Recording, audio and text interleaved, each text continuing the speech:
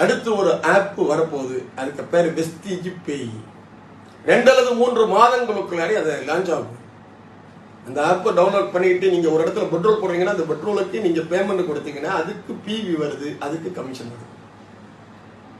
நீங்க ஒரு ஃபிளைட்டுக்கு டிக்கெட் போடுறீங்க, ட்ரெயினுக்கு டிக்கெட் போடுறீங்க, இல்லைன்னா கரண்ட் பில் கட்டுறீங்க, இல்லைன்னா மொபைலுக்கு ரீசார்ஜ் பண்றீங்க, எதெல்லாம் உங்க பாக்கெட்ல இருந்து 10 ரூபா செலவாகுதோ அது அவ்வளவு பிவி ஆக மாதிரி கமிஷனா வருதுன்னா எப்படிப்பட்ட லாபம் வருமானம் வருது, உங்க வாழ்க்கை எப்படி மாறுது அப்படிங்கிறத கொஞ்சம் கற்பனை பண்ணி பாருங்க. ரொம்ப பெருசாக திட்டம் போட்டு வெஸ்டீஜ் வந்துட்டு இருக்காங்க. வரக்கூடிய நூற்றாண்டு வெஸ்டீஜனுடைய நூற்றாண்டு.